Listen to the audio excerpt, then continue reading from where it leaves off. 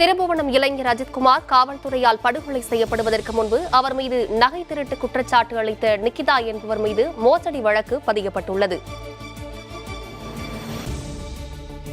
வேலை வாங்கி தருவதாக கூறி 16 லட்சம் ரூபாய் வரை முறைகேடு செய்ததாக 2011ஆம் ஆண்டு மதுரை திருமங்கலம் காவல் நிலையத்தில் வழக்கு பதிவு செய்யப்பட்டுள்ளது.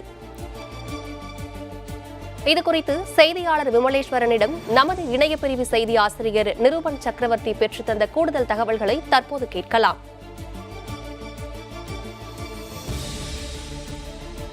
2010ஆம் ஆண்டு துணை முதல்வரின் உதவியாளரை தெரியும் என கூறி நிக்கிதா மோசடி செய்ததாக குற்றச்சாட்டு பெறப்பட்டுள்ளது.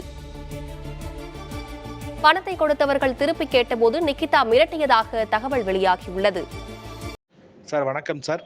நேற்றைய முன்தினம் திருப்புவனம் காவல் நிலையத்தில் உயிரிழந்த அஜித்குமார் வழக்கில் முக்கிய திருப்பமாக அவர் மீது புகார் அளித்த அந்த பெண் நிகிதா மீது ஏற்கனவே மோசடி வழக்கில் உள்ளதாக தற்போது ஒரு எஃப்ஐஆர் வெளியாயிருது.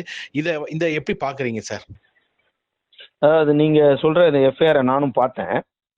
அதாவது திருமங்கலம் தாலுகா காவல் நிலையத்தில், மதுரை மாவட்டம் திருமங்கலம் காவல் நிலையத்தில் பதிவு செய்திருக்காங்க இந்த வழக்கு. 2011ஆம் ஆண்டு 2011ஆம் ஆண்டு பதிவு செய்த வழக்குல அதாவது 10/5/2011 பதிவு செய்திருக்காங்க. அதுல மூவர் இவங்க மேல புகார் அளிச்சிருக்காங்க. அதாவது 3 விதமான புகார். அந்த புகார்ல இவங்க பேர்ல அதாவது குற்ற எண் 128/11.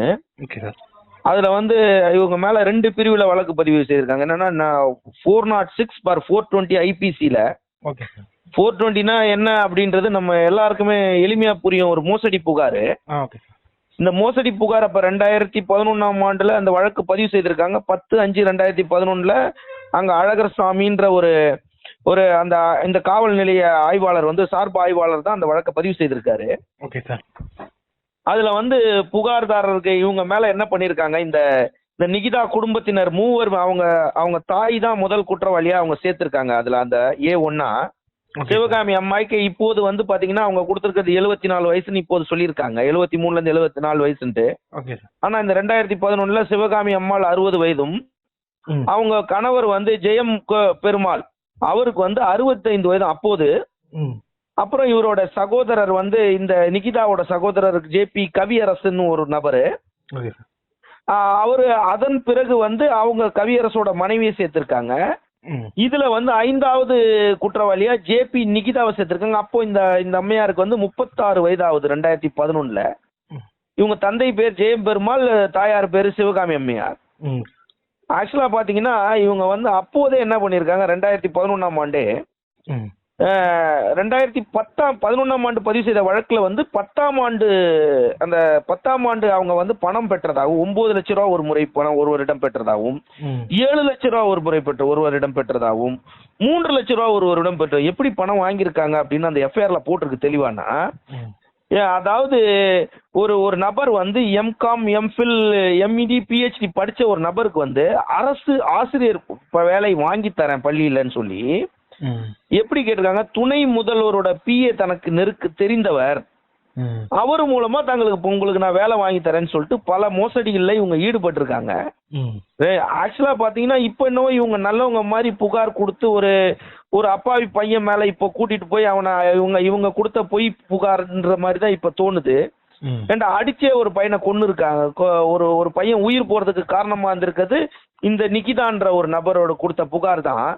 பட் அந்த அடிபட்டு செத்த பையன் அதான் படுகொலை செய்யப்பட்ட பையன் காவல்துறையால் மோசமான காவலர்களால் அடித்து கொல்லப்பட்ட அந்த அஜித்குமார் என்ற நபரை பார்க்கும்போது அவரை விட இவங்க ஒரு முன்னாடி உள்ள ஒரு ப்ரீவியஸ் குற்றவாளியாவே இந்த வழக்குல குற்றம் சாட்டப்பட்டவராகவே இருக்கிறாங்க.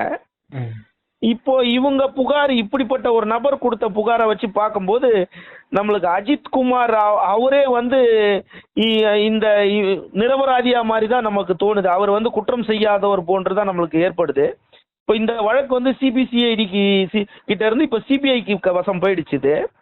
சிபிஐ வசத்தை இந்த முதல்ல இருந்து இவங்க இந்த நிகிதாவோட குடும்ப பின்னணி இந்த முதல்ல இருந்து இவங்க ஆராய்ஞ்சாங்கன்னா இவங்கள பத்தி பல திடுக்கிடும் தகவல்கள் வெளியாகுன்றதுல நம்மளுக்கு எந்த விதமும் சந்தேகமும் இல்லை. இந்த எஃப்ஐஆரை படிச்சுட்டு இருக்கோம். எஃப்ஐஆர் 2வது அரசு வேலை வாங்கி தரேன் இருக்காங்க. இடத்தை அபகரிக்க முயற்சி பண்ணியிருக்காங்க. பல குற்றச்சாட்டுகள் இவங்க மேல அப்போது வந்து 2011 வந்து காவல் நிலையங்களை எஃப்ஐஆர்லாம் வந்து மேனுவலா கையில எழுதுறது தான் அப்படின்றதுனால இப்போ ஒரு சில ஆவணங்களை எல்லாரும் எடுத்து படிச்சுட்டு இப்போ மாதிரி 2014க்கு பிறகு ஆன்லைன்னு இருக்கிற மாதிரி தான் இந்த நேரம் நேத்தே இவங்களை பத்தி குட்டுக்கள் வெளியே வந்திருக்கும். இப்போ அப்பகுதியில இருக்கவங்களே தான் ஏமாத்திருக்காங்க. ஏமாற்றப்பட்டவங்க போய் மிரட்டிருக்காங்க, இவங்க குடும்பத்தோட போய் மிரட்டவும் செஞ்சிருக்கதாகவும். ஆமா, மிரட்டவும் செய்திருக்காங்க. அப்போது குடும்பத்தோட மிரட்ட போறாங்க. ஏன்னு கேட்டா இவங்க தான் பணம் வாங்கினது. அதுல அந்த அந்த அந்த தெளிவா முதல் தகவல் அறிக்கையில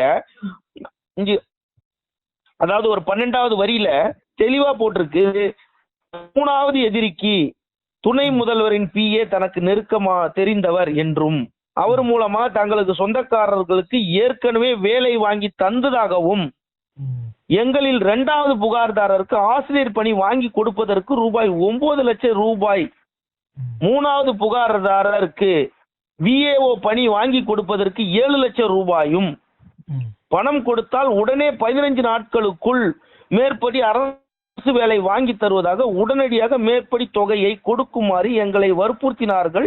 நாங்கள் மேற்படி எதிரிகளின் பேச்சை நம்பி அனைத்து எதிரிகளிடம் ரொக்கமாக அவருடைய வீட்டில் வைத்து 2ஆம் புகார்தாரின் வேலைக்காக கடந்த 14/12/2010 ஆண்டு தேதி அன்று ரூபாய் 6 லட்சத்தி மேற்படி எதிரிகள் சொன்னதின் பேரில் 3ஆம் எதிரிடம் கொடுத்தோம். அப்போது மற்ற எதிரிகள் எங்களை பார்த்து நீங்கள் எதற்கும் கவலைப்பட வேண்டாம், உடனடியாக எனது மகன் கவி சொன்னது போல் வேலை வாங்கி தருவார் அப்படின்னு யார் சொல்லியிருக்காங்க? இந்த சிவகாமி அம்மா. இந்த சிவகாமி அம்மாவோட பொண்ணு யாரு? இந்த நிகிதா. இப்போ இவர்கள் குடும்ப பின்னணியை பார்த்தா 420 அப்படின்னு வழக்கு பதிவு செய்யப்பட்டிருக்கு. இந்த வழக்கை இப்ப CBI வந்து இந்த வழக்குல இருந்தே ஆரம்பிச்சு உண்மையாவே இவங்க நகை வாங்கினாங்களா, இவங்க கிட்ட நகை இருந்துச்சா, ஒருவேளை தாயார இந்த பொண்ணு இப்படிலாம் பார்க்கும்போது அங்க பெண்மணி இறப்ப சேர்ந்த அந்த ஊர் கிராம பெண்மணிகள் நேத்து காணொலியில பேசும்போது என்ன சொன்னாங்கன்னா, இந்த அம்மாவோட நகையை இந்த பொண்ணே அபகரிக்கலான்னு முயற்சி பண்ணது கூட வாய்ப்பு இருக்குங்கன்னா அது இப்போ உண்மையா இருக்குமோ தோணுது. ஏன்னு கேட்டா இவங்க மொற்ற பேருமே ஏற்கனவே வழக்கை சந்திச்சவர்களா தான் இருந்திருக்காங்க. இவங்க சிறைக்கு அப்போது சென்று வந்தாங்களா, இல்ல தப்பிச்சாங்களா, இல்ல ஏபி போட்டாங்களான்ற விஷயங்களை இன்னும் காவல்துறை விரிவா இதுல ஆய்வு செய்யணும். CBI இதெல்லாம் உண்மையாவே இந்த தகவல் அறிக்கை உண்மையா, இதன் அடிப்படையில எல்லாமே உண்மையான்ற விசாரணையை மேற்கொள்ளுன்ற நம்பிக்கையோட இருக்கும். இவர்களால் ஒரு அப்பாவி இளைஞன் உயிரிழந்தான் என்பது ஊர்ஜிதமாகுது. நன்றி சார்.